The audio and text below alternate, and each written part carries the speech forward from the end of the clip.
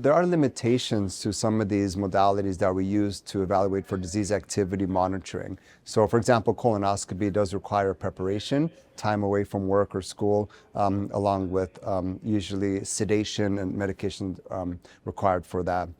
MRI or CT or CAT scans do have some radiation involved, and also scheduling that we have to look into.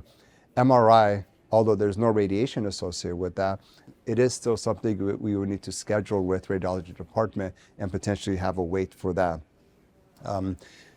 There are also limitations with MRI or CT where looking at the colon, the large intestine, isn't as good as colonoscopy or other modalities.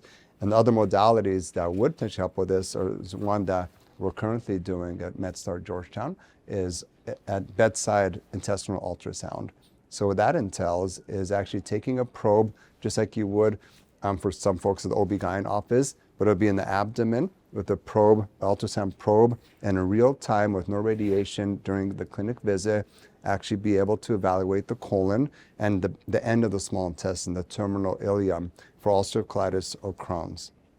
With that, this also has its limitations. So although it's in real time, no radiation involved, and we could get answers right away, it does have some limitations of, especially if you only have the rectum involved, that's deep in the pelvis, that is harder to visualize with a bedside ultrasound. So you may need a colonoscopy or flexible sigmoidoscopy to look at that a little bit closer. Otherwise, another limitation would be if your disease is mainly high up in the middle of the small intestine, then we wouldn't be able to see too much with a bedside ultrasound.